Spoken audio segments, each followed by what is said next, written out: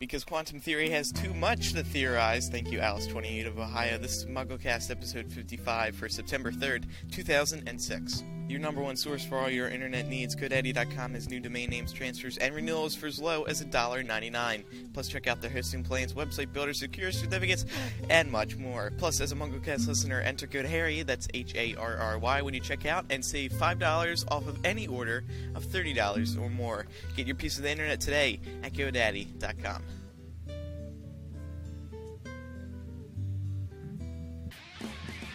Hello, Potter Pickles. Welcome back to the show. I'm Anderson. I'm Ben Shane. I'm Jamie Lawrence. I'm Laura Thompson. Jamie. And this is the show where we bring you the latest in Harry Potter news, theories, discussions, and some other stuff as well. Plumpy Pickles, and much more. But before we go anywhere else, a tasty pickle by the name of Micah Tannenbaum is over at the MuggleCast News Center with the latest Harry Potter news stories. What's up, tasty Micah? Daniel Radcliffe recently announced that he will commence filming for a new ITV drama, My Boy Jack, in the summer of 2007. The show is based on a true story of Rudyard Kipling and his son Jack, who was killed in World War I.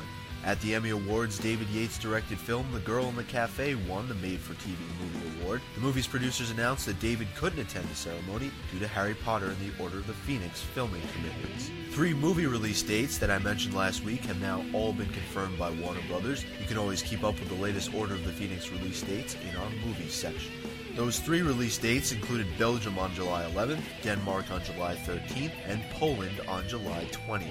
Additionally, Warner Brothers confirmed to us that the 5th Harry Potter movie will be released next year in the Czech and Slovak Republic on July 19th and in Sweden on July 13th. We also posted a few new set pictures from the film over on MuggleNet.com. RupertGrint.net, MuggleNet's official Rupert fan site, has posted their exclusive interview with the actor who plays Ron Weasley in the Potter films. In it, he talks with site owners Claire and Kelly about everything from his favorite movies to Book 7 theories, and says there will be no Quidditch in Order of the Phoenix. The Ron Weasley actor will make an appearance on radio talk show host Edith Bowman's program this Thursday, September 7th, between 1 and 4 p.m. Greenwich Mean Time. Listeners can submit questions, which will be posed to him on air. Emma Watson has been nominated for a Relly Award in the category of Best Junior Achiever by Live with Regis and Kelly. Don't forget to vote for her, and the winners will be announced on September 22nd. Finally, as we head out to the 2006 Podcast Awards, the next live Leaky Mug will be held on September 28th at Borders in Westwood, located at 1360 Westwood Boulevard in Los Angeles, California. It will start sharply at 7 p.m. Pacific Time, and we hope to see you there. That's all the news for the September 3rd, 2006 edition of MuggleCast. Back to the show. Okay, thank you, Micah. Eric, complete this sentence for me, okay? Voila, in view, a humble vaudevillian veteran cast vicariously as both victim and villain by the vicissitudes of fate. Come on, Eric. You should know this. Oh, something about vivacious. Well, not bad. This visage, no mere veneer of vanity, is a vestige of the vox populi, now vacant, vanished, a vital voice once venerated, now vilified. However, the fellow representation of a bygone vexation now vilified, and there's vile vanquish these venom and virulent vermin. Actually, the only reason I'm doing this, Ben, is because I wanted to announce a competition, and normally I'd have waited till, once we got into the show, but I was so excited about this, I thought I have to do this now.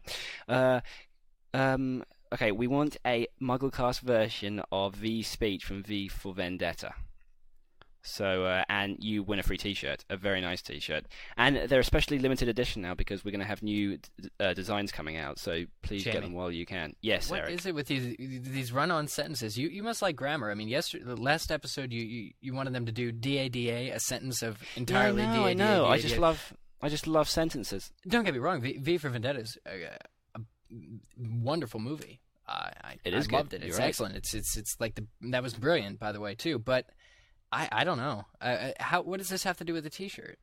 It doesn't have anything to do with the T-shirt. It's just we want a MuggleCast version of it. Like, for example, Muggles. I don't know. Majestically, a moving montage of Muggle. I can't think of it in 2 seconds. Of mundane Mary Potter news. Mary Potter news? Yeah. Something. Well, I mean, it has to be something that actually makes sense. But yeah, so send them in to jamie@staff.mugglenet.com. I must say, you have the most compelling challenges ever. I really like them. That's extremely kind, Eric. Thank you. What about last week's contest? Last week's contest? No. Crap. No, well, that too, but the DADA. Oh, yeah, no. See, I didn't think at the time because I saw something on TV about one word which you could say sort of 5 times. No, sort of like 8 times, and if you insert proper grammar, it makes a sentence. And I was somehow under the impression that you could do with DADA, but apparently you can't. So I got like 400 emails of just DADA 900 times, and I wouldn't have called them sentences. Did you see the one that I forwarded you? No, I don't think so. Why? Was it an actual sentence? Yeah, I think so. Oh, I didn't really read it. Do you still have it? I forwarded it to you. Check your Gmail. Check my Gmail. Okay, then I'll check my Gmail. But yeah, please send your, new versions of the speech from V, MuggleCasted, to Jamie. Sounds good. I also wanted to start a new segment this week. I don't know how long it's going to last based on the physical. You and geography segments. But I wanted to what is that? Don't worry about it. I'll mute myself. Oh. You got excited. I thought it was Jamie's phone making a reappearance. Yeah. Oh, no, I know it hasn't. 50 shows. It's very shy. It's extremely shy. I've been trying to convince it to come out, but it just won't. Jamie, we wanted to start a new segment this week called Jamie's Back Update. Oh. Because people are concerned about your back, and I thought maybe we could, just... Actually, he was faking it all along. Yeah, I was, yeah. I'm sorry. No, it is getting a lot better. And I'm hoping to be able to move soon. No. It is getting a lot better. I've just been doing absolutely nothing, and it's getting better. And hopefully, in like a few days, it's going to be completely back to normal. But I'm not going to lift any bins filled with water. Sorry, trash cans filled with water for a while. I must admit. Thank you very much for everyone's emails saying please get better. I am. Thank you very much. And actually, I've just found. Oh, sorry. Can I say I've just found that email about the DADADA. It is a very long email. With about 1, 2, 3, 4, 5, 6, 7, 8, 9, 10, 11, 12, about 24 DADA. So that prize goes to Jacqueline 15 from Staten What do you want to read Island, it? Well, it's quite long. It is okay. Well, I'll give it a quick one. Okay, 1, 2, 3, go. My favourite subject is DADA. I achieved now standing out Al in DADA, and I'm taking a new class, DADA class. After DADA, we're going to class one day. I went to do my DADA homework and my DADA textbook. When I realised I left my DADA textbook in the DADA classroom after my DADA class, and I was therefore unable to do my DADA homework. So I went to the DADA classroom before my DADA class. The next day, to find that the one DADA classroom was empty, and the DADA professor was nowhere to be found. I went to search my DADA textbook in the DADA classroom, even though the DADA professor was standing there. And all of a sudden, the DADA professor walked into my DADA classroom to find the textbook, my DADA textbook, and all just do my DADA homework. I asked the DADA professor. He is really good at that. He told me that he had been praying for the next DADA class, but he found my DADA textbook under the desk. I sent him my DADA class, and he went to find me. He's still going. To the DAD homework for his next DAD class. I think the DAD professor told me the DAD back to the DAD classroom and return back to the common room. So I would not be able to do in DAD and my negative thing. The DAD professor would not be able to fail me on the next DAD test at the end. Total DA is 35. Thank you. What just happened? That was completely unedited, folks. Yeah. Good job, Jamie. Actually, I'm sure I could beat that. Ben, you can beat it if you take in classes in reading long DADA. No. Okay. In debate, there's speed debating. Oh, is there? Talk about that fast. We have some announcements this week. Don't forget to purchase your MuggleCast t-shirt. The new designs are on the way. We should roll them out within the next couple weeks. And by couple, I possibly mean few. 18. Yeah. Don't forget to vote for us on Podcast Alley, and of course, wait a second. What? More on Podcast Alley. Please vote for us on Podcast Alley. We're tired of losing the podcast. There, I said it, the P word. Vote for us on Podcast Alley. Put us over the top for the month. We haven't won in a while, so help us out. The only P word we're allowed to say on the show is pickles. Pickles. No, nothing. MuggleCast 54. Pickles. Pickles. No, Pickles. plum pickers. Pickles. Plum pickles. Plumpy pickles. It's a fun word. Pickles. Everyone say pickles. Pickles. Pickles. Tommy Pickles? Okay. California. Leaky Mug live in California, September 28th, 7 p.m. at the Borders in Westwood. Be there. In Las Vegas. Or not Las Vegas, Los Angeles. Sorry, we're still in Vegas. We are. I left my soul in Vegas, my heart in New York City. Yeah. Are you going to do the lyrics thing, Ben? The lyrics. About the lyrics. To be honest with you, I've been really forgetful lately, and I have a bunch of them in my inbox. I'll sort them out, and when Andrew posts the show, we'll post the winner. So can I summarise what Ben's saying here, please? Go ahead. I think what he's saying is he opens up his Gmail and it says 410 unread messages. They're all in black, so he hasn't read them before, and he thinks, I'm going to bed. I'm going to bed, yeah. Yeah, it's pretty much, yeah. That's and about Ben, it, really. you got a P.O. Box update for us this week? This is the best P.O. Box update of all P.O. Box updates. Okay. Yes, it's the only one you've done.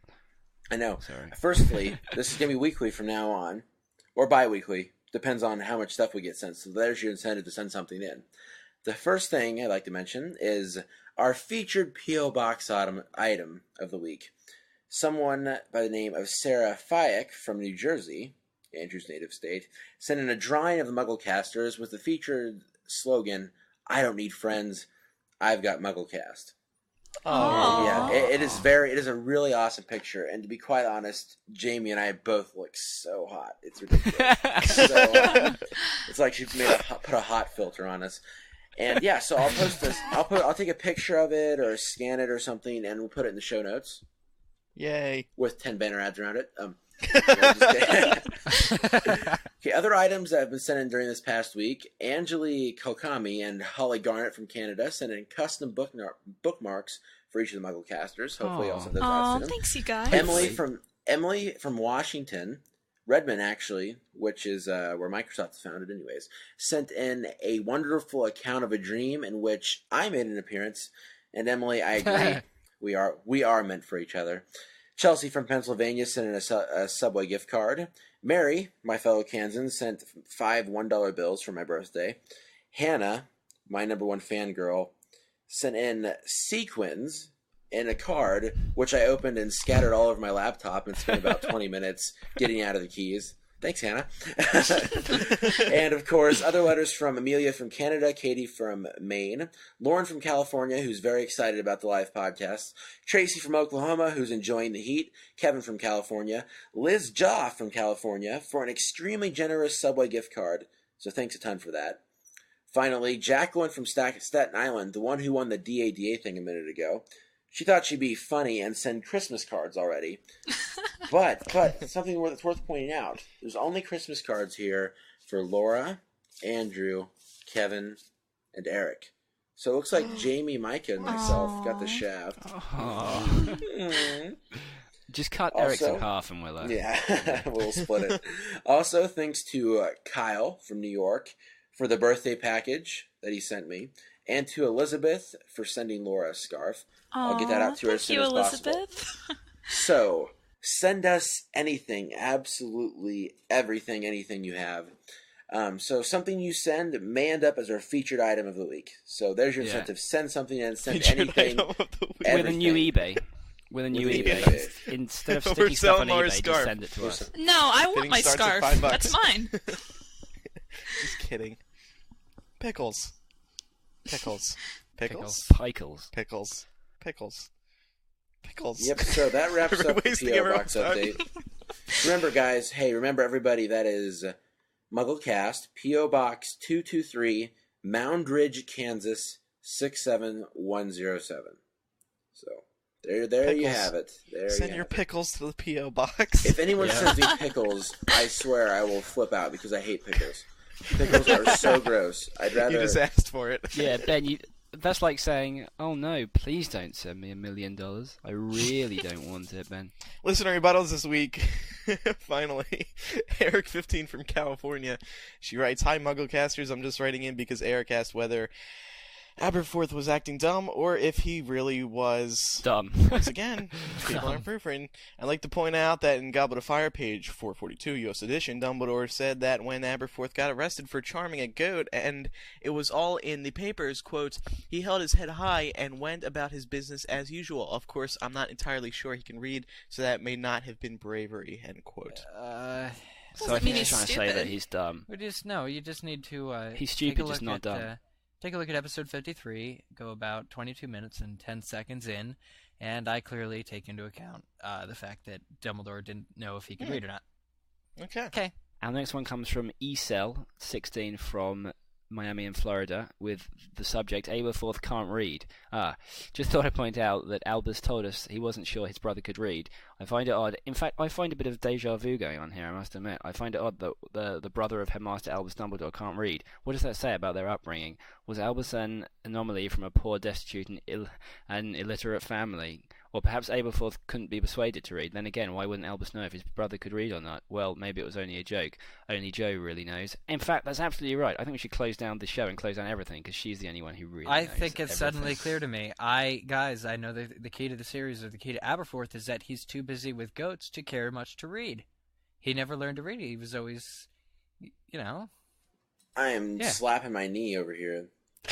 Jamie, she solved it for us, and she used great words like destitute and...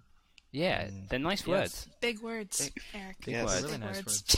Cindy from New Jersey writes, episode 53 was my first time listening to your program, and I enjoyed it very much. Thank you, Cindy. FYI, the person from Australia told you that they pay the equivalent of 90 cents for a liter of gasoline. Before this bumps you out too much, consider the fact that a gallon of gas is approximately 4 liters.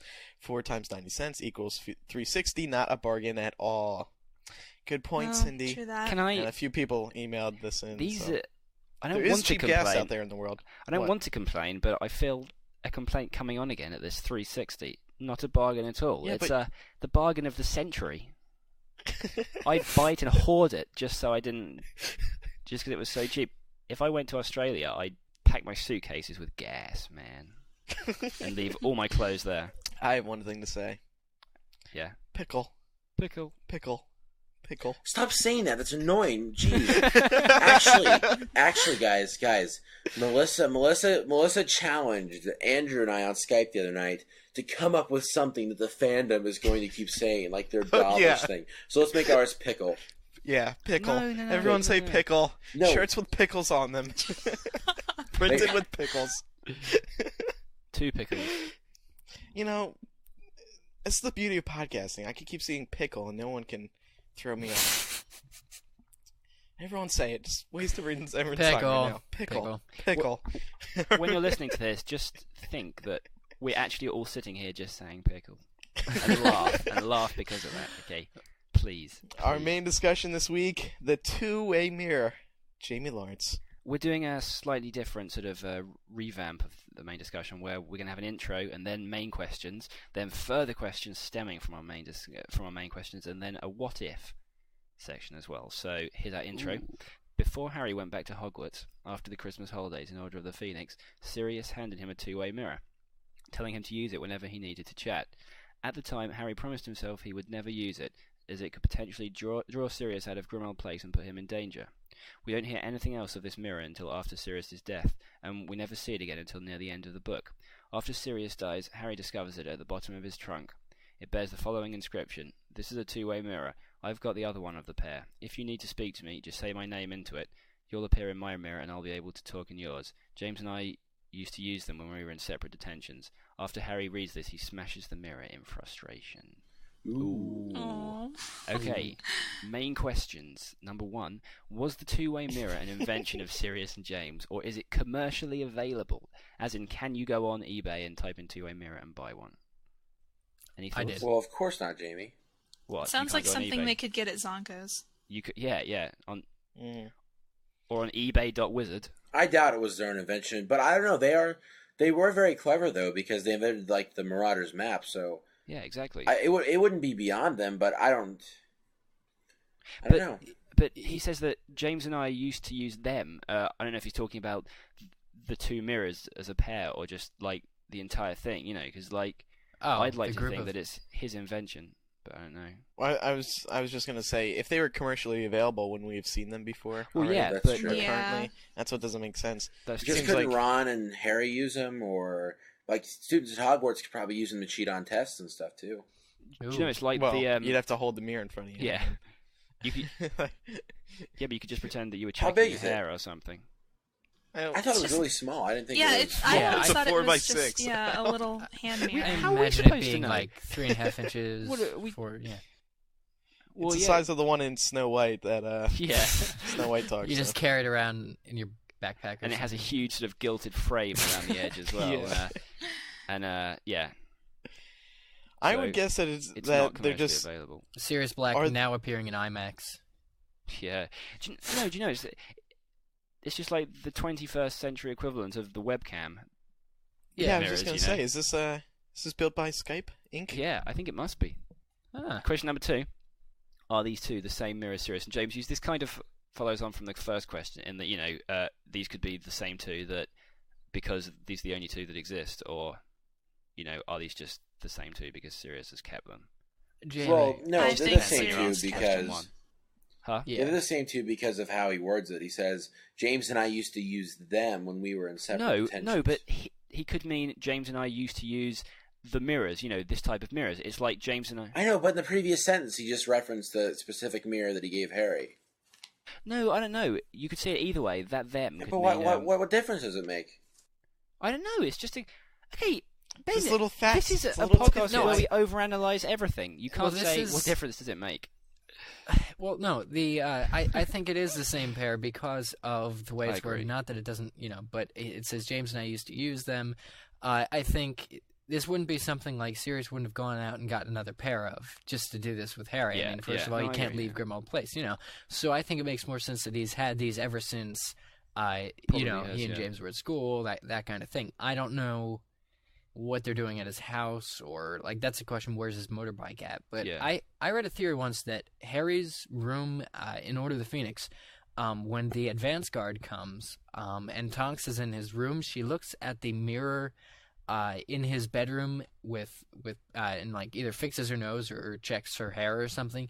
And I've seen it theorized that was actually her sending a symbol to somebody with a similar kind of mirror.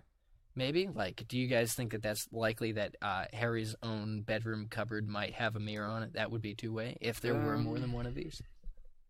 I don't know. I think that would be creepy. Yeah. That'd be awesome. Since when Harry's lying in bed, people could see him through the mirror. Okay, question number 3. And this, I thought, was one of the most important questions. Is this method of communication completely secure? Well, I would think if Sirius gave it to him, then he knew. Yeah, I agree. There must be some level of security, too. He'd give him anything that could be compromised at all. And it doesn't seem like it goes through anything else. If you think of flu powder, it goes through the central sort of flu powder, department thing, and they can monitor. But I just don't... This doesn't seem like the kind of thing that you can monitor. You know what it reminds me most of is the mirror in Beauty and the Beast, where you have to say the name and it shows you that person. But obviously this is a little bit more restricted, but yeah, that one. I imagine it being the same size around. That kind of thing, yeah. Yeah. So are they just two mirrors that Sirius and James put enchantments on? Well, yeah, it could be, yeah. That could be it as well. But it's so interesting with pairs. There's the pair of two-way mirrors, the pair of vanishing cabinets, and Dumbledore seemed to have this look of dawning comprehension when he asked Draco on the lightning-struck tower if the vanishing cabinets were a pair, and Draco's yeah, and he's like, oh. So it's interesting, to know what pairs, what significance they have and stuff. So, would, for instance, in order for you to enchant two-way mirrors, would they have to be of the same glass? Would you actually have to, or something like that? You just buy two mirrors and enchant them, or what? Like Phoenix Feather pairs? I don't know. Anyway. Did you guys have my Tonks question? I cut out then. Yeah. No, we did hear it. It was the one about using Harry's mirror.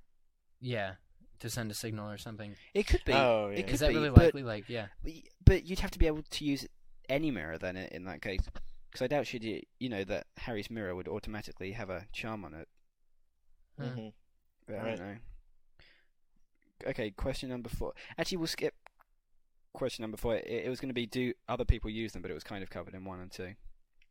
Okay, number 5. This isn't really a question, it's just something I noticed. There seems to be quite a lot of importance in the series as a whole on mirrors. So you've got, obviously, the Mirror of Erised. You've got the two-way mirror we were talking about. The faux glass that Moody has, which obviously is important when Dumbledore and McGonagall burst into the room. You've got the mirror in the burrow that gives grooming advice, and the mirror in the leaky cauldron that commented on Harry's hair and said, you're fighting a losing battle there, kid, or whatever it was. So, obviously we're going to see the Mirror of Erised again. Well, no, actually, or are we? No, we aren't, or are we? I can't remember. I don't think so. I don't think we've ever heard anything about it. Well, that completely... Yeah. that completely ruins. Guys, are we due up to see? I'm not going to change the subject because I like it a lot. But are we due up to see the Fort Angley again? Didn't Joe say? We are. Yeah, yeah. Sorry, yeah. I think that's what I was thinking of. Not the Mirror of Erised, but Harry's going to run over Voldemort and back over. I'm sorry. Yeah. But wasn't there a mirror that said? Harry said, "I'm not going to die today," or something, and the mirror's like, "That's the spirit." That's the spirit. Did it? Wasn't that the one in the? I'm not sure. As well? There was one in the Burrow. Burrow. Yeah, it did. I think that was the one in the Burrow. Yeah, and then it was there the was one in the that Leaky said, Cauldron. Don't you know how, in the Wizarding World, things are special and how the pictures move? So maybe it's the same thing with all mirrors can talk to you. Oh yeah, it could be. I don't know though. It's not like speaking of Beauty and the Beast again, the wardrobe in that one. That's what I imagine when I think of.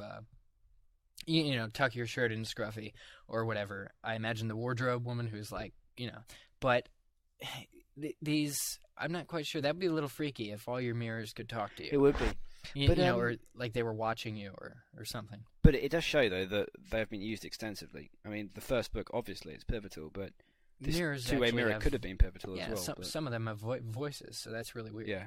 We could ask the same question about the mirror in the burrow that gives the grooming advice. Definitely. Is it commercially available, or is it enchanted like a lot of the stuff in the Weasley household is by Mrs. Weasley? Okay, question number 6. Assuming using the mirror would have saved Sirius's life, is it Harry's fault he died? Oh, Harry guilts himself enough. No, it's not Harry's fault he died. No. But that's not to say it doesn't absolutely suck that Harry was a little bit, on the noble side, and he didn't use it to check on Sirius. But he could have warned him. Yeah, but Sirius was also on the noble side. He was told to stay at Grimmauld Place, and he didn't. No, he didn't. Mm-hmm. But after Harry, saw him lying in the Department of Mysteries and Voldemort, standing over him, he could have checked with him easily. Yeah, but he never opened the package, so he didn't know that the mirror was in there. He didn't open it. Yeah, he didn't open it until after Sirius died. Oh, of course. Okay. That's why he smashed it. Wait, didn't he go into? I haven't gotten there yet in the book I'm reading, but didn't he ask Kreacher where Sirius was or something? And Kreacher kind of gave him. Yeah, so Kreacher actually lied. Kreacher lied. I hate Kreacher. Didn't his mum tell him that you don't lie? Very, very bad. They're pure blood. I don't think they would have said anything of the sort. Maybe not. Well, that's very disappointing, I must admit. So it was bad upbringing then. Are you on Hermione's side with Kreacher that he's really a nice chap? He's just misunderstood. He's just misunderstood. Deranged. Yeah. But it isn't Harry's fault he died. But do you think this could be significant now in the in the series, so that it's just one more thing that Harry blames himself for? It's one more thing that he has to revenge. Well, it's one more thing that could empower him. It's just something that could have been different, It's just, I don't know. I'd like to find out if he's going to reparo the mirror and use it again. Yeah. Kind of like the mysterious. I mean, it wouldn't be entirely out of hand considering the Marauders map just suddenly appeared in Book 5 after it was supposed to be in Imposter Moody's office. Stuff like that. Didn't Joe say that we would see the mirror again? The two-way mirror? Yeah, she did. She did? Oh, right. Well, that oh, wow. leads very nicely into question 10. Skipping a couple of questions. Wait. The mirror... If we saw the two-way... If we're seeing it again, doesn't that mean there's more than one since Harry smashed his? No. Unless it's reparo. Or you just run Harry into could, it and briefly mentioned. Harry could... Harry saw the mirror. Step on the shards accidentally, and there we go. We'd see it again. No, but it leads into, will it contact Sirius from beyond the grave? Depends if he has a mirror with him. Yeah, in the book. Is that a mirror in your pocket? I didn't even consider that. In Order of the Phoenix, didn't it say something along the lines of Harry said it wouldn't work because Sirius didn't have his mirror with him when he fell through the veil? He's like, excuse me, Bellatrix, do you think you could just wait 1 second before you I'm just gonna go and get my mirror. But hold on though. Wouldn't I was under the impression that these mirrors were tiny and they could fit into your pocket. I didn't think they were one that you hold in your hand. When I heard of a two-way mirror, I didn't you have think to put it in your pocket from your hand, Ben. I mean, they're like handheld, but they're not huge. Is what I think we're saying. Like they are. They are pocket mirrors. I think they probably are. But so yeah, I think we've got to conclude there that it could contact Sirius from beyond the grave. ... if he's got his mirror with him. Well, That's the question. Why did Sirius leave? Do you guys gross. remember this? Did he just walk out? Was he just tired of waiting in the... Like, how did he get to the Department of Mysteries? Because He came with the rest of the Order. Oh, he came with the rest because they... Yeah. Okay, He got the bus. Right. No, the night bus, though. You know Stan Shunpike is mentioned in every book since book 3? Yeah. That's just one of those other weird things. That's on every book. It is every book. It's every book since book 3. Since book 3. It's, book 4. So what? Well, that's just one of those... It's like Aberforth. Somebody sent in a rebuttal to me saying that Aberforth was, hinted at since, book 4. And I think, well, Stan Shunpike's the same way. And these things are leading somewhere, obviously. Perhaps. Yes. Yeah. Okay, question number 8 now. I think we're going backwards. Is the breaking of the mirror symbolic? Yes, it's 7 years of bad luck. It's 7 years bad luck, and this is 7 years of Harry bad Potter luck. books. It's a bit late, isn't it? Him breaking it in book 6. That's true. Should have broken it in book 1. But yeah, because it was kind of... I can't remember exactly because I haven't read it for a while, but didn't he break it and Joe wrote like a sort of purging of emotion there, that he broke it and then that was it, and then I don't know. I don't know how to say it. Like a kind of Harry threw the mirror, it broke into 1,000 pieces, and he stood there staring into space, thinking, "What am I going to do with my life?" ... Like that. Does anyone know where in the book it is? Because I have the book. The end, presumably. Order of the Phoenix. Yeah, it's... No, I know in that. the very last chapter, I think. It's before Sirius dies. He breaks the mirror because Sirius has died before he dies. And just go before it quickly. No, Hang on. I love being stupid. Wait, it's in the last... Yeah, it's right before he goes and finds Luna, and she's saying that all these people stole her stuff. He looked around to make sure there was nobody else there. The dormitory was quite empty. He looked back to the mirror, raised it in front of his face with trembling hands, and said, loudly and clearly, "Sirius." His breath misted the surface of the glass. He held the mirror even closer, excitement flooding through him. But the eyes blinking back at him through the fog were definitely his own. He wiped the mirror clean and said to that every syllable rang clearly through the room, "Sirius Black." Nothing happened. The frustrated face looking back out of the mirror was still definitely his own. Sirius didn't have his mirror on him when he went through that archway, said a small voice in Harry's head. That's why it's not working. Well, he doesn't know that for sure, but... Well, what Harry's going to do is he's going to go to the Veil and just throw He's a going mirror. to throw a mirror. Yeah. Here, turn this on, says- loser. No, You forgot this. he calls Sirius, you forgot this. You forgot your mirror. he calls Sirius Black, and it goes, "I'm sorry, the person you are calling is dead." Doo-doo-doo. The person you are calling is beyond the veil right now. The person you are calling is dead. Quite still. It goes on to say disappointment was burning in his throat. He got up and began throwing his things pell-mell? Never heard of that? Pell-mell. Into the trunk on top of the broken mirror. Then an idea struck him. A better idea than a mirror. Is this popcorn reading? Yes, it is popcorn reading. I'm glad it's good use of the term too. You understand it. That's good. At least if you're gonna make fun of it. I know. I did it when I was in like 5th grade. Okay, good. More important. That's the end of our main questions. Hurdle across so really, hang on. Wait. So really, Harry is just assuming that it's that he doesn't have the mirror with him. Yeah. So potentially he could still have the mirror with him. He could do. That's if he's still alive, of course. It would be quite hard to work it if he's dead. He just hurled the mirror back into the trunk where it shattered. He had been convinced for a whole shining minute that he was going to see Sirius talk to him again. Isn't this like being convinced for a whole couple minutes that he's going to live with Sirius? Yeah. That's a good... It's almost like when he was convinced for a couple minutes that he saw his dad. Yeah. That's true. That's actually true. It's all these moments of false happiness. Yeah.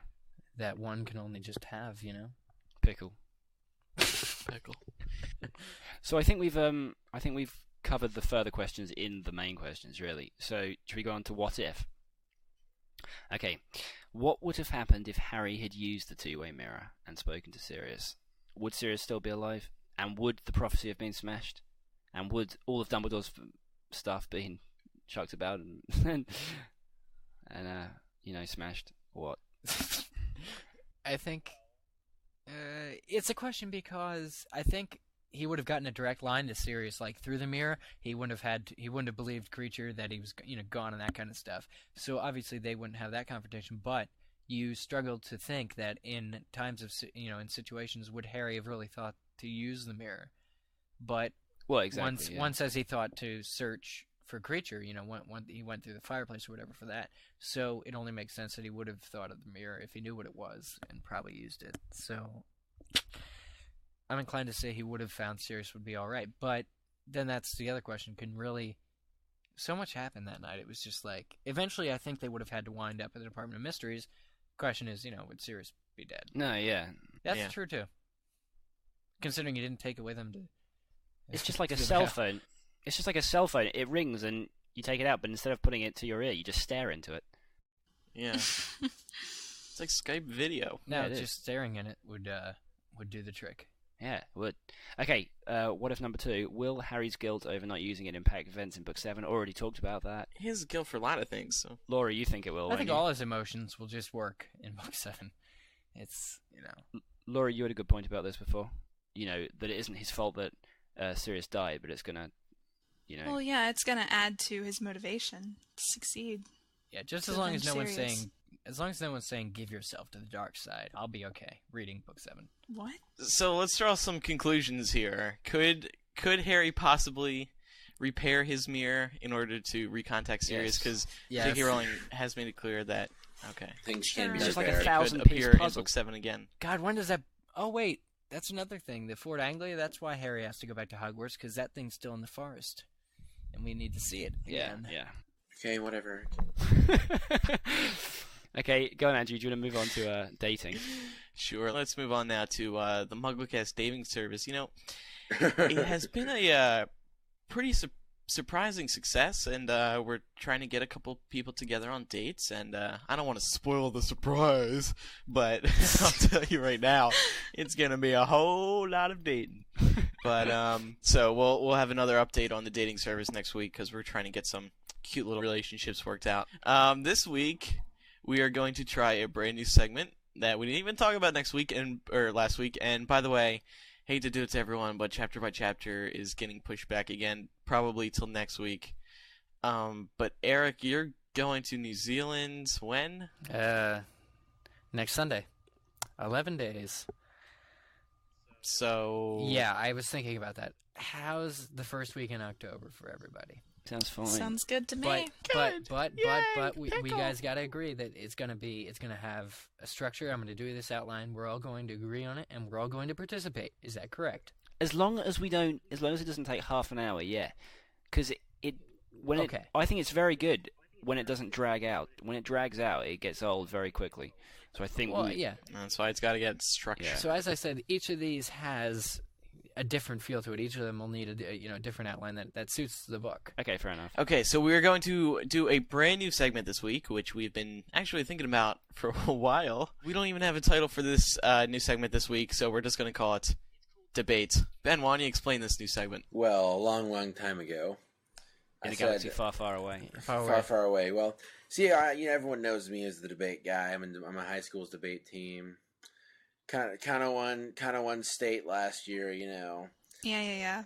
And so I thought, let's have a Harry Potter debate. And so here's how it works. Each week we're going to be debating a resolution, and those of you who participate in high school debate will know what I'm talking about. But anyways, this week, for example, it's going to be anyone who doesn't is screwed. Hogwarts. Just listen. This week is going to be Hogwarts should be open for Harry's 7th year. Okay. There will be an affirmative team, which affirms resolution, which argues saying that Hogwarts should be open. And on that side this week is going to be Jamie and myself. And then there'll be the negative team, which says Hogwarts shouldn't be open, which is Eric and Laura. And something I need to remind everyone that's arguing, Andrew, who's going to be our judge, and the people listening to the show, it's not an argument over whether or not Hogwarts will be open. It's an argument whether or not Hogwarts should be open, which definitely opens it up to a lot of interpretation. And so here's the format. The affirmative team, Jamie and myself, gets 2 minutes to present our case uninterrupted. Negative team will get 2 minutes to do the same. Following that, there will be 5 to 10 minutes of open discussion where each side will get to ask each other questions and respond openly to each other's arguments. And then at the end, each side, starting with the affirmative, will get 1 minute to tell you why you should vote for them. Andrew, who is going to be our judge, will decide who he thinks should win the round, and this will count for 25% of the vote. The other 75% of the vote will be based off the listeners with a poll on MuggleCast.com. So, is everybody ready? Sort of. Yeah. Yay! You go first, Benjamin, because you've dusted before and we haven't dusted. Andrew, are you timing? Yeah, let me get up a little clock. Okay, ready, set, go. Okay, the first reason that they should keep Hogwarts open is because of safety. Because Hogwarts is this big safe haven where everyone can meet up, and if we have all these people and all the children in one place, particularly the protection of minors, we'll be able to keep them safe from the Death Eaters, particularly if we have the Aurors stationed around. The second main reason that we should keep Hogwarts open is because by closing Hogwarts, it's essentially admitting defeat. It's letting the bad guys win. So it's quite clear that we should keep Hogwarts open for those two reasons. Specifically, the safety, and because it'd be admitting defeat. Like in the war on terrorism, if we were all to go and become hermits and hide in our houses, it just wouldn't make sense because it'd be like saying the terrorists win. And so the people at Hogwarts, the Board of Governors, should not let the Death Eaters win. Now, go Jamie. Also, it should be kept open because education will always remain important. However many wars there have been, there will still be children. There will still be children who will become adults. Everyone needs to be educated. You cannot. The war is important. It's going on now. We have to win. However, Hogwarts has survived 1,000 years, and it can survive 1,000 more. And children still need to be educated all the time. So it has to remain open for that reason. How long was that? You guys, was a minute. 40 seconds left. 40 seconds left. Oh, let's keep talking then. They have to be fools to close Hogwarts. Just think about it. 30. We have to be able to keep Hogwarts open because it's a safe haven for everybody. I mean, it's just think about it. Why would you close down this educational facility? I mean, the next generation is going to be. Ben, it's a stronghold, isn't it? Especially during times of war, parents don't have time to homeschool their students, so their kids, so they'll have to send them to Hogwarts, and it makes the most sense. Hogwarts needs to stay open, and it should stay open. 2. Amen, brother. Okay. That ended nicely. Argument from the hang on 2 negative seconds. side. My only thing is that mine comes across as saying that it won't be. I mean, I'm going to try to make as much sense as humanly possible, but whatever. When you're ready. At the end of Harry Potter and the Half-Blood Prince, readers discovered that they would not be seeing Hogwarts School of Witchcraft and Wizardry again, at least not through Harry's eyes. Unfortunately, it is doubtful that Hogwarts will be seen as a learning institution at all in the final book of the series. Despite Professor Sprout's unabashed optimism that if even one student wanted to learn, the school should remain open, it is not possible for Hogwarts to continue providing a formal education as it has been. The leading cause of this is the ongoing war outside the school's walls. It must be remembered that war does not just affect people personally. Businesses fail and economies struggle. Ollivander won't be the first or last shop owner to disappear from Diagon Alley, so it's not as if students can just stroll down the streets to the usual locations in order to buy books and supplies. Now that the wizarding world at large is taking Voldemort's return seriously, parents won't be looking forward to sending their children back to school, particularly after it was infiltrated by Death Eaters. During times of war, people tiptoe. They don't make large financial decisions, and education in a boarding school setting is going to take a back seat until Voldemort is rid of. That's not to say that the Ministry won't provide some sort of home study program in order to supplement students. A struggling economy does not lend itself to allow a small number of students to populate a large school such as Hogwarts. Besides, several of the Hogwarts teachers are Order members, and especially after Dumbledore's death, they are needed now more than ever to continue the fight against Voldemort. Most people will be torn between two decisions, wanting to remain safe or wanting to do their part to help in the war. It will be a very small number of students who wish to remain inside the school walls while battles rage on outside of them. So while it's nice to daydream about the little school that could, Hogwarts should not facilitate an educational system during the course of the 7th Harry Potter novel because it can't. Thank you. I just choked. Oh my god! I have 15 seconds to say, Laura, that was absolutely brilliant. Any doubts I had that our side might actually do good have been completely vanquished, and that is just amazing. Thank you. 3 seconds to go. You saved my butt. Thank you so much. Winning team. Laura, I'm going to grill you harder than a well-done steak. Now it's time for the open discussion. Okay. Go ahead. Okay, I'll start this off. Okay, Laura, you bring up the point that it's not possible for Hogwarts to provide education and that there's ongoing war outside of Hogwarts walls. And then you go on to mention that businesses and economies fail during times of war. However, isn't it important to provide education for the students who are going to Hogwarts now to prevent future businesses and economies from failing? Well, who says it takes intelligence to run business? Yeah, exactly. And the thing is... No, but it's the same thing. It's the same thing with our generation. If you don't get your education now, you're not going to be able to become a productive member of society. That's what the people say. You're less likely to. That's not true. That's absolutely not true. As Harry said in the... look at the trends in society. Those who are more educated, have higher salaries, are much more likely to become productive members of society. Don't even tell me for 1 second that if these kids stay at home and don't get their education, that they're going to help out in some way. But that's not true. They can get their education at home. They absolutely can get their education at home. Aren't we missing the vital point that World War I, schools stayed open, World War II, schools stayed open?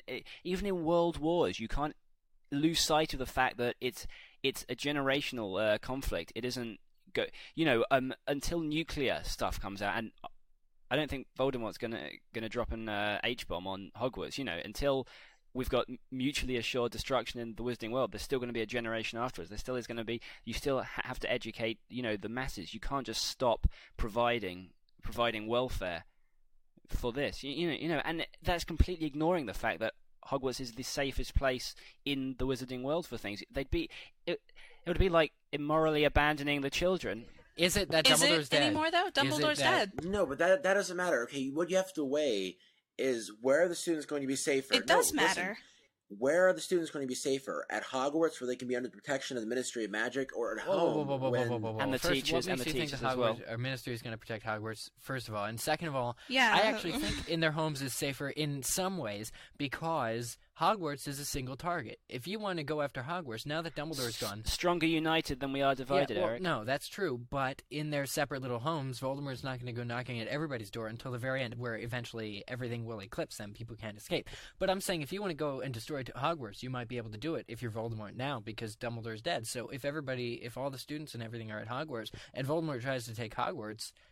it might be slightly easier than if they're all in their little homes and villages, as far away as, Suffolk and, Exactly. The Ministry's not going to want to have to protect such a large target. But I think it would be easier to protect. I still think it's the safest place to be, though. At home, you're so disunited there. You've still got all the teachers there.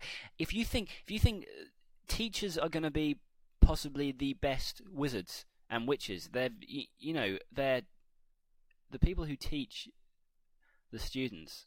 I just think that I would rather be there, living in a castle that's protected by enchantments, living in a castle under the eye of teachers, living in a castle that has protection I don't even know about, living in a place where we're all together. Yeah, where Voldemort knows where you are. But he'd know where you are anyway. He just goes to a house and says... Not if you went into hiding. Oh, right. Well, fine. We'll just build a nuclear bunker then and go down there and...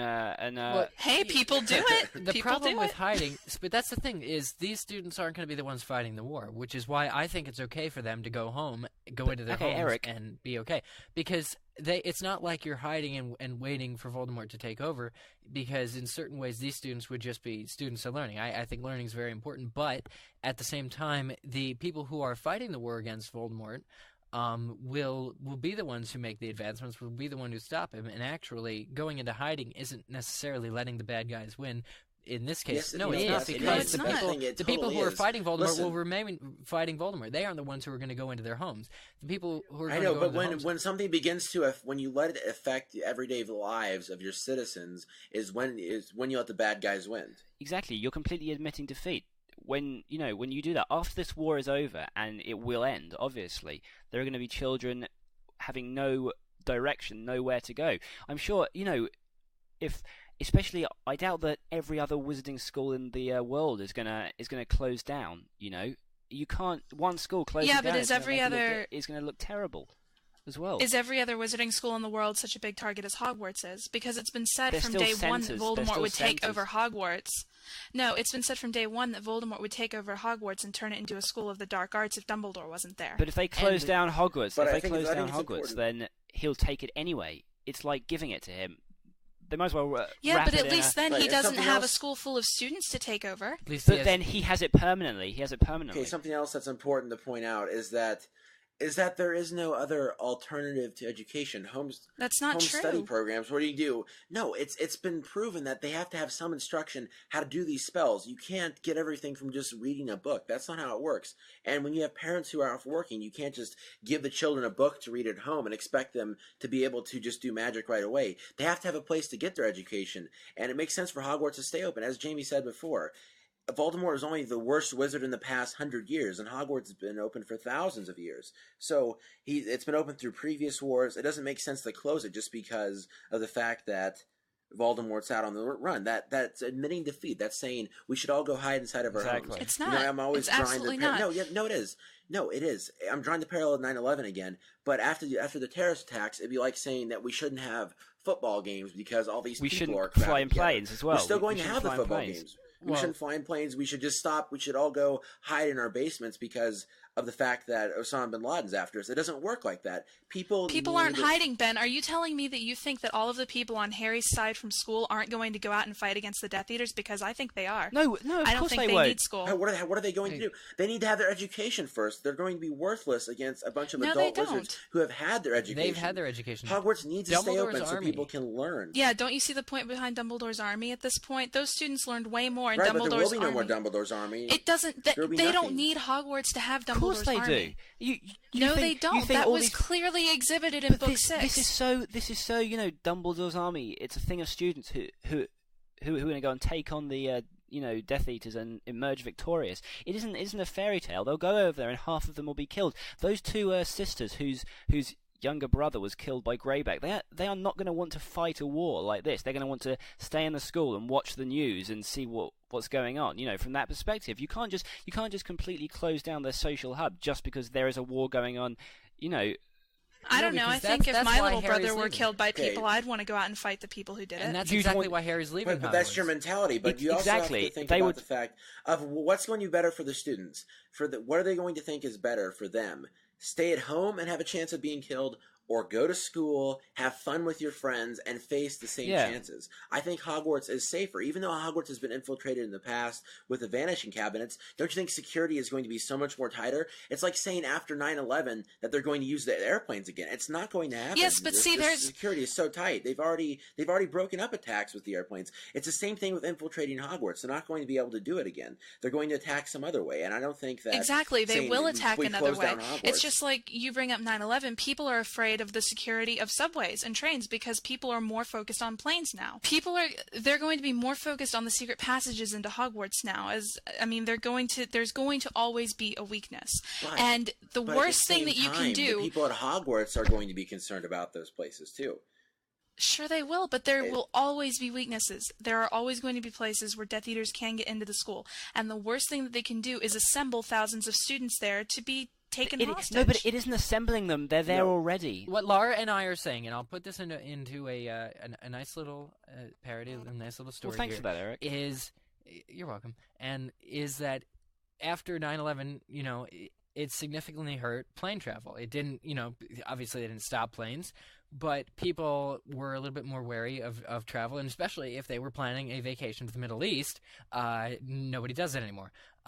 So I think it's a matter of just, obviously we're not flying. We are staying home instead of, say you were planning a trip to the Middle East. Obviously now you're not going to go there because it's a war zone. You could get killed. But at the same time, our leaders, Bush and everybody, are still fighting. They're still sending troops over there. And the war is going on, but we're in the comfort of our own home. We're not over in Iraq fighting. We're not. It's not. Say it's being shipped to Iraq just for a family vacation or something. You're not going to do that because it's a war zone. But you are at home. But our leaders are still fighting. The people who can win the war are still fighting the war. But Eric, here are the options that you're faced with. You close down Hogwarts. You eliminate a place for education. You are bending to the bad guy's will, and then. Furthermore, we have to weigh that as you're going to have this generation of people who are uneducated. What about the first years, the incoming first years? There's always people at different levels of education within Hogwarts, and it doesn't make sense to close it down completely. You have to weigh that between that and the risk of of Voldemort sieging Hogwarts, which doesn't seem as likely because security is going to be so much more. They're going to tighter, have auras so all much over the tighter place. after They're going to have what the happened place before. going to be swarming with auras. Yeah, but it was. Yeah, the place was still so swarming tight. with It was not Dementors sword. during Harry's third year, and Sirius Black still got in. And that's the thing. It was good enough for Dumbledore. Dumbledore had all his possible. Laura, Sirius Black is awesome. It doesn't matter that he's awesome. He was able to get past I don't care. Dementors, excuse me. That's different. Sirius Black found a way to get past them in the dog form, It's completely different. No, it's not completely different is. because he was able to break their security. Of course it is. It's completely different. Under Dumbledore's security measures, Death Eaters got in, and as a result, he was killed. That is one. Under Dumbledore's security, they were good enough for Dumbledore. Dumbledore knew more languages than Harry had ever heard of. Dumbledore is one of the most powerful wizards ever. He overlooked some of that these isn't things. a reason. He was to close, fooled by a that isn't student, a reason to. basically. He wasn't fooled by a student. He was fooled by the Yes, fact he that was. hadn't considered. Death Eaters got into his school due to a student. Okay, but that does not justify closing Hogwarts. It doesn't even nearly justify it. They were going to close Hogwarts because one student died there in Harry's second year. Exactly, and they didn't because they realized that you can't. They didn't because Harry solved it. Harry went and retrieved Ginny from the chamber. They would have closed Hogwarts if Ginny had died. Yes, they would have. The school governors were going to close the school. They were. That's the whole reason that Harry was motivated. I mean, apart from the fact that it was Ron's little sister. Until they've caught the thing, until they caught the person. But that is an acute problem. This war is chronic. Never It's ending. going to be. Like, you cannot. It's a war of ideologies. You can't signal an end because there's always going to be the bad guys. It's just stepped up a bit. It's just intensified. Exactly. You can't. You are basically saying we cannot handle this situation. We are leaving welfare. We are leaving education, so we can put everything into this war. You cannot do that. As Ben said, the people going into their first years. But that's what they've been doing all these years. They've been putting mediocre defense against the dark arts teachers in place. And the school was never the target. That's the thing about World War II. Schools remained in session, but schools weren't the target. Eric, trust me, civilian targets were bombed. Schools, people dived under tables all the time. But the thing is, throughout the entire series, you hear about people showing up at home with the dark mark hovering above their house. And if the Death Eaters were going to do anything before, imagine how many students they could have killed and how many they let go free. They're only going for the main ones. That's why Hogwarts has to stay open, because they're only going for the main ones. They're not going to make a mass killing of a bunch of people they don't even know. Oh, yes, That's they not would. How they operate. They will. Yes, They'll get to the main ones. They'll get to the main ones. They'll kill anyone they have to who's in their way. If that was the case, Laura, then they would have done it in Half-Blood Prince. No, because those students were safe in their common rooms, and they had a common goal of killing Dumbledore that night. Yeah, and the thing is, if you're going to kill... Well, their common goal is going to kill Harry. It's not going to be, let's go here and just mess up all these students. That's not how it's going to work. Yes, because it causes the kind of discord that they're looking for that makes them stronger. They only hate certain people. They hate mudbloods. They hate muggles. They're not going to target the average pureblood wizard, only if you're not on their side. But if the average pureblood wizard gets killed, they aren't going to feel that sorry about it.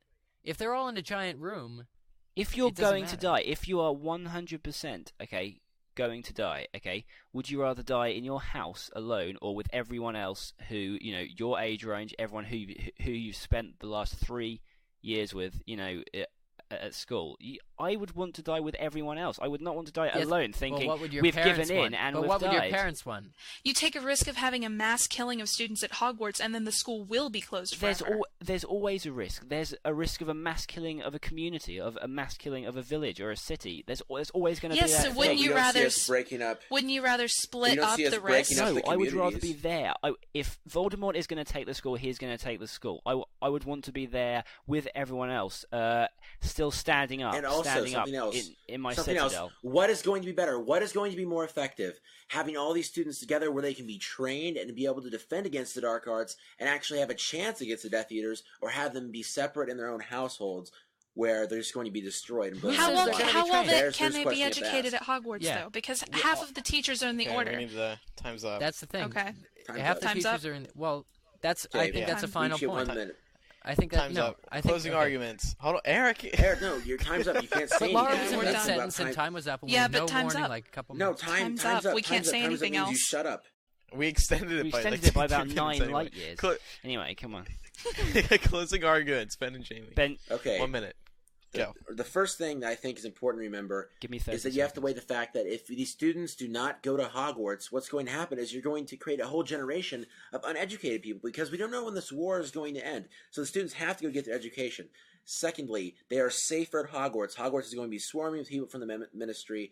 They're going to be safer, and they are stronger united than they are divided being in their own homes. Thirdly, it's admitting defeat. It's like saying, well, let's just let the Death Eaters, let's just let them win by going to the homes and being hermits. That's ridiculous. Hogwarts should stay open. It has to stay open. It has got to stay open. As you said, there's the only summing up thing. We are stronger united than we are divided. They have to stand together. They have to put a front, up against Voldemort and challenge him. That's it. And we have to educate our children. That's, as far as it goes. Youth. 7, 6, done? So, yeah. Okay. Vote for Ben and Laura Jamie. and Eric, 1 minute. Go. All right. Students do not need the kind of formal education that Hogwarts provides to become educated enough to keep the economy going and to fight Voldemort. And frankly, I think that kind of education is taking a back seat at this point because you don't have to be all together in one place to be united. Students maintain strong bonds over summer vacations. Students can get together and do what they want outside of school. They do not need to be together in Hogwarts where they're going to be a single target. Not to mention, the Ministry of Magic will have to put so many of their employees and so many of their forces in Hogwarts when they could be other places defending other people. Eric? What kind of school are you going to have with all the good Order members, all the people who know how to defend stuff, are in the Order, are fighting the war? What kind of school would it be? I agree you'll be together and you'll be, with your friends and stuff, but is that what your parents want for you to be at the target? Would, Jamie said he wants to be there with his friends. Would his parents allow it? That kind of thing 5 is happening. Well, that was a very good. Very heated. It sucked. I can't even remember I can't even remember my own name. I was concentrating on that so much. Laura, Wasn't that good? That was so much. It was That good. was actually quite good. Yeah. I'm sorry if I yelled at you guys. I do love you. I'm just... Laura, it's you all did around. great. Thank you. Now, okay, how am I doing this, Ben? Because I have little things to say, to point out. I have to sort of present my own case, don't I? You With can why I chose the winner? You can, do that, and then you give us tell us why you chose. Right. Tell us how we're wrong. I'm gonna have to go. I hate taking sides like this. I'm gonna have to go with Ben and Jamie because because I was going to call you if you both sides brought up very good points, but I think that when we're talking in terms of whether or not the school should stay open, they presented more points for the school staying open. First of all, Laura and Eric both Laura brought up that the school is penetrable, and they were thinking of closing it, which is a pretty good argument because, if who's to say that the school can't be penetrated again in Book 7. However, Jamie and Ben brought up good points, such as that homeschooling won't work because they need teachers for spells, and if they close the school now, when are they going to decide to open it again if the war does not end, say, in Book 7, although we could probably assume that it will. Also, with the school being open, there will be a huge amount of ministry protection because this is going to be their butts on the lines if they do keep it open and then, God forbid, an attack happens. And they also brought up the point that Dumbledore's army is not prepared. And I do not think that a lot of those people in that army would be ready to go out and fight Death Eaters. I mean, I think that's kind of absurd because they're Hogwarts students, and I don't agree. 5 members of Dumbledore's army went and fought Death Eaters at the Ministry of Magic. And they Hey, did Laura, a good job. Laura, you don't argue with the person giving it. Okay. I'm talking about as a whole. Back down, Laura. I'm talking about as a whole. So You lose 10 points for that, Laura. that's what I had. Okay, well, now is the chance for you, the listeners, to vote. At home, So go to text message. www. Magic. Yeah. Standard texting's rate of supply. Go to www.mugglecast.com, and regardless of what Andrew said, his opinion only counts for 25% of the vote. So if you feel that Eric and Laura really did present the best arguments, please vote for them on MuggleCast.com. There will be a poll section where you'll be able to see how to vote. And so, yeah, you count for 75% of the vote. So, and we'll although Ben, I think it's only fair to point out that we will be logging IP addresses, and anyone who doesn't vote for us will be banned from downloading the show in the future. Yeah. We encourage everyone to vote before Wednesday night, because that's when we record the show, and we'll announce the winner then. So you'll have 3 or 4 days to vote. So go on MuggleCast.com. So please, and remember, we're asking for your fair and unbiased point of view.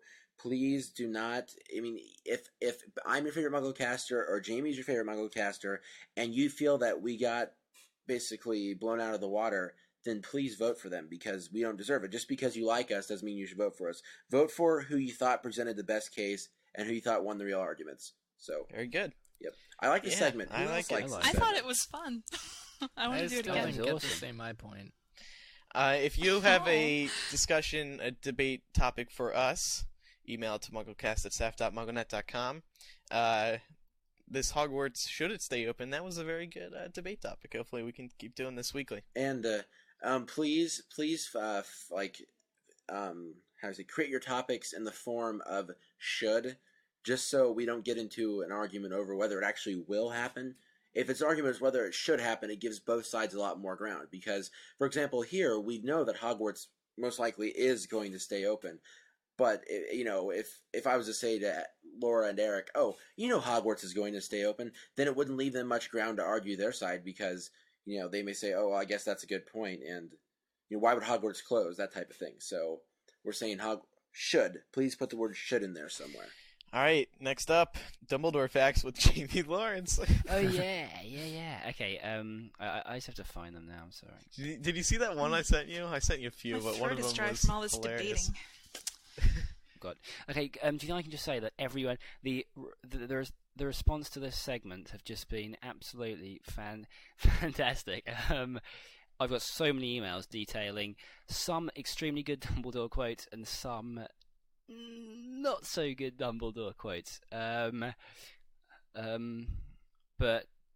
yeah, thank you very much. So I'm just going to find this one now. Okay, we'll start off with one who I don't know who it's from. Oh, from Brian 14 in Massapequa Park, New York.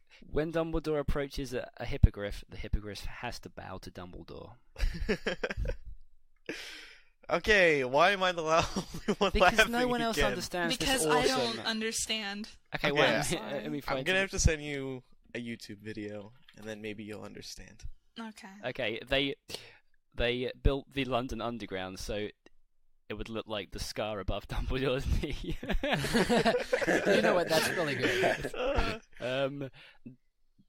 Okay, Dumbledore makes the Dementors relive their worst memories. This is a weird one. If a boggart met a boggart, both would turn into Dumbledore and die of fear.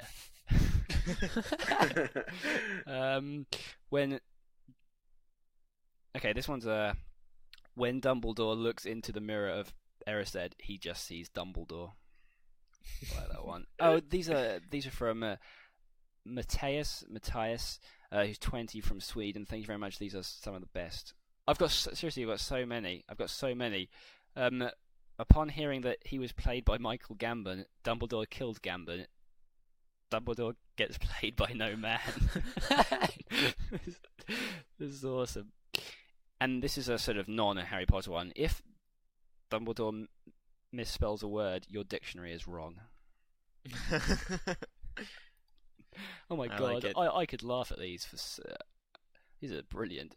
I'm going to find a good Chuck Norris on Conan video and post it in the show notes, because those of you who don't understand it, if you watch his segment on Conan that he used to regularly do, you'll understand it. It's very funny, because Chuck Norris is this tough guy. He was like, here's one rules the world. Specifically for me. The Hogwarts kitchen bin tore all its muscles in its lower back when Dumbledore tried to lift it. Okay, that's enough Dumbledore quotes for next week, because too much of a good thing. We'll be back next week with more and more and more. Please keep emailing them to me. They're very, very funny, and I love receiving them. Yeah. All right, now time for another relatively new segment: the Crackpot theory of the week. Title not stolen from the Lost Podcast with Jay and Jack. All right, so yeah, really. If you remember last week, they're a very good podcast. If you remember last week, we asked you to send in your Crackpot theories to post to Eric, which he will try to defend as if his life was depending on it. Now the key here, really yes, because we are going to send out someone to snipers lined up across the. The key with these Crackpot theories is that they have to be feasible. They can't be outrageous. Someone. Feasible. There's the difference between Crackpot theories and stupid. But also, Eric has got to just launch into defending it completely. He can't think. Right? He can't look in his books. It is just straight away for how long is it for? 1 minute or 2 minutes, or do you think? Well, what should we do? 1 minute. 1 minute. We'll go for 1 minute. I will give you a statement, and you have to defend it. Okay, for 1 minute. You ready? Eric, this is your Crackpot theory of the week. Moaning Myrtle is a spy for Voldemort. Okay. First of all, she's strategically poised at the entrance of the Chamber of Secrets. So she's a spy for Voldemort because she can keep track of any goings in and out. She could also hold, thanks to Harry, she knows how to open the Chamber of Secrets, so I wouldn't be surprised if when Harry found Draco crying over the sink, I think they were actually about to enter the Chamber of Secrets and plan a meeting together. But, that was obviously Harry interrupted, got all moody. Pretty soon people were Sectum Sempering, and it got pretty nasty. But that was actually, you were witnessing one of the meetings between Moaning Myrtle and Draco, and they were both discussing the Dark Lord when Harry walked in. Pretty good for a first attempt, I thought, Eric. It was not bad. First on the show. This was submitted by Stephanie, 17 of Newark, Delaware. Pretty good, Eric. Should we read what her points were? Yeah, go on. She always seems to appear when Harry is trying to figure out something that relates to the Dark Lord. For example, brewing the Polyjuice Potion and discovering the clue for the second task in the Triwizard Tournament. Each appearance she makes, she seems to aid Harry somehow, i.e. pointing him in the direction of the Chamber of Secrets, which would lead him into the grasp of Voldemort. I would love to hear you guys defend this, even though I think this theory is not exactly plausible. Also, I would say she's head over heels for Voldemort, but that's not really funny. Does anyone else have any other points? Well, she might. She likes good-looking young boys. Well, she was into him so much that she just dropped dead when she saw him. Voldemort came around and she looked a bit flushed. There's Jamie's British joke. Yes, I have to do one now. Yes. Do you have any others? No, I don't. Do we have another? Oh, you want? I thought we were only going to do one a week. Yeah. Oh, yeah. One a week. No. One. Come on. All right. Okay, now it's time for Andrew's of the week. You're better at doing that. Gotta throw it in my. One day your voice is going to stick like that, Andrew. Yeah, like that. Okay. I'm Andrew. And actually, it's not an email this week. It's actually a website. Every once in a while, I like checking out all the other Harry Potter fan sites out there because I'm open. MuggleNet, Leaky, they're great, but how about the little sites? They count too, don't they? No, they really don't. But anyway, I like checking them out. And there's one site called spinnersn.com, and I thought this was pretty funny. They have a part of their site called The Truth About Fan Sites, and they have like little questions, to answer people's questions, like what does it really mean when a site goes on hiatus, stuff like that. And they recently updated it. They have questions like why do many sites constantly change their layouts, and what's going to happen to all the HP fan sites once all the books and films are done? No! But there's another question here that I really like, and this is funny. The question is, why does almost every HP fan site have a podcast now? And their answer? Simple. Because MuggleNet has one. There you go. That is our thing of the week. That warmed my heart.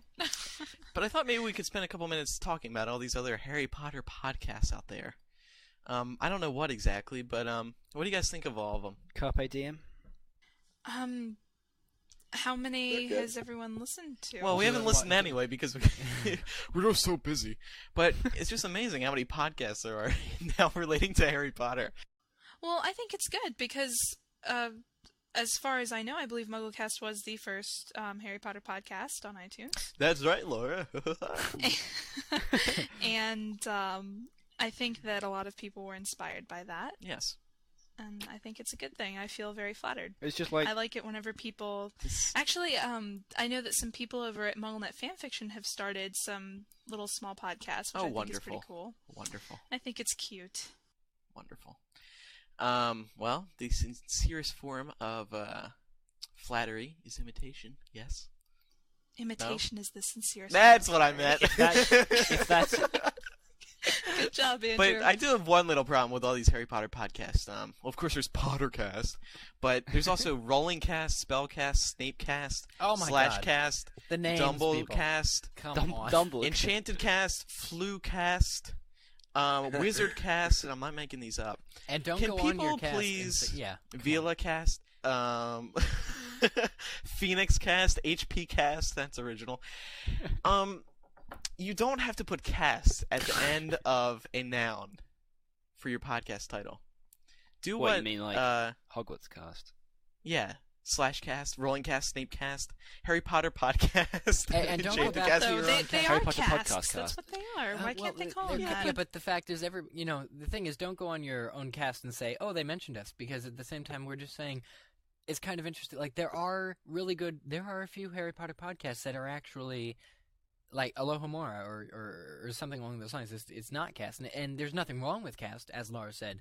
You are cast, and I'm sure you all have great shows. But the difference is everybody's kind of capitalized on this whole cast thing, right? That's my point. Yeah, it's just like, well. So what the? How about there's good ones like Overflowing Pensives and Hogwarts Confidential. Oh, that's Dumbledore good. Studies, clever names like that. Did you say pensives? Pensives. Pensives. Pickle. I said pensives. Dumbledore's No, Pickle. you said. I think you may have said Pensives. pensives. No, I didn't. No, I think you may Yeah, have you done. then there's so anyway, there's ones like Mudblood on the Air, Harmony That's podcast, very, very nice. Fangirl, and so anyway, I just wanted to, and Philcast, how could I forget? So that's all. I just wanted to bring that up. I thought that was funny. Once again, Spinner's End, simple because MuggleNet has one. Now moving along, we have Chicken Soup for the MuggleCast Soul to wrap things up. This comes from Christian, 18, of Hamilton, New Jersey. He writes... Oh, wow, Ben. Or she. One more from New Jersey. Yeah, I know, another from New Jersey. Yeah. My name is Christian. Listen, the smartest people clearly are from New Jersey. I don't even look where they're from before I just read the content. Of course you don't. I'm sorry, okay? My name is Christian, I am 18, and I live in Hamilton, New Jersey. Jersey represent, Andrew Jersey represent. Anyway, I just graduated and started my first year of college down in Virginia. It's about a 6-hour drive if there is no traffic. I went to a smaller high school in New Jersey where I was captain of the baseball team and soccer team. I was friends with just about everyone in my grade. I went from knowing everyone in a comfortable environment to being thrown into a place 6 hours away from home and knowing no one. The first week was real tough, and I listened to MuggleCast every day when I got lonely or whatever. I just wanted to thank you guys for being there, even though you didn't know you were. Keep on trucking. So that's very nice. And that's always very inspiring when we get emails like that saying that you were there for us, or me, but you didn't know it. I'll be there for you. No, why do you have to pick that song? I was going to take Every Night in My Dreams I See You, I Feel You. What's that from? That's Savage Garden. It's not. It's My Heart Will Go On. It's Celine Dion. Truly, madly, deeply do. Anyway, I totally screwed that up. Anyone got anything else? Anything? Wanna? No. Something on your mind that's really bugging you? Well, yeah. Like, I don't know, give me a butterbeer, maybe? Hogwarts. Yeah, Ben, where are the butterbeers? Everyone wants to know. Actually, thanks to Kyle for sending me a butterbeer. He actually sent me a butterbeer. The one I Thanks for forwarded? butterbeer. Oh. Yes. A drink? You No, real emailed it to butterbeer. him. Ben, I He pulled forwarded it out you of a his good one. computer screen. Oh, you're talking. No, actually, I already done that one before, but it's been so long, you just don't remember. Okay. Well, anyway, that wraps up MuggleCast episode 54. Contact information, P.O. Box Benjamin. P.O. Box 223, Mount Ridge, Kansas 67107. You can also call us in the United States, 121-820-MAGIC. That's 121-820-62442. If in the United Kingdom, you can dial 020-8144-0677. If in Australia, you can dial 028-003-5668. We haven't been getting many calls from United Kingdom and Australia because we can see what number they're coming from. So feel free to use that number. We know there's a lot of you out there. Or you can two-way mirror us. two-way mirrors. Two-way mirror us. And just hope that we've got our mirrors on us at the time, or you won't get Channel through. 4. Yep. You can also Skype a voicemail question or comment to our MuggleCast username. Just remember to try to keep your message under 30 seconds, blah, blah, blah, blah. You can also email us, mugglecast@mugglenet.com, or just go on mugglecast.com for all that contact information and a handy feedback form. Also, I wanted to plug our Frapper map because we haven't in a while. We're also working on a MySpace, and we do have a Facebook group that you can sign up for, or you can join. There's a good, 300 people on there right now. MySpace? Yeah, join the Frapper map and add your photos, because I was looking at everyone's photos today. You're an attractive bunch, every one of you. And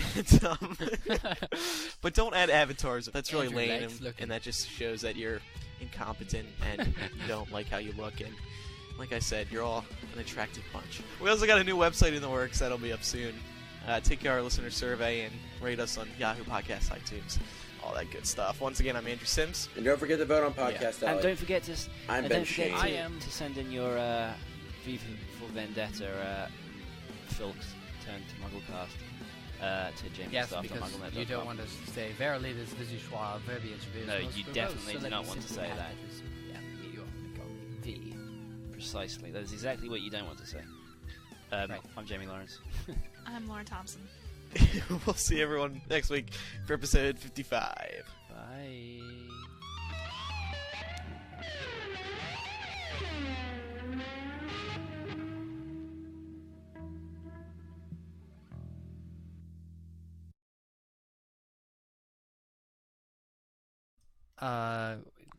Are you okay saying yours? Yeah, that's fine. Just whenever Andrew. Oh, the disorganization. Tea party? Okay, no, you know what? No.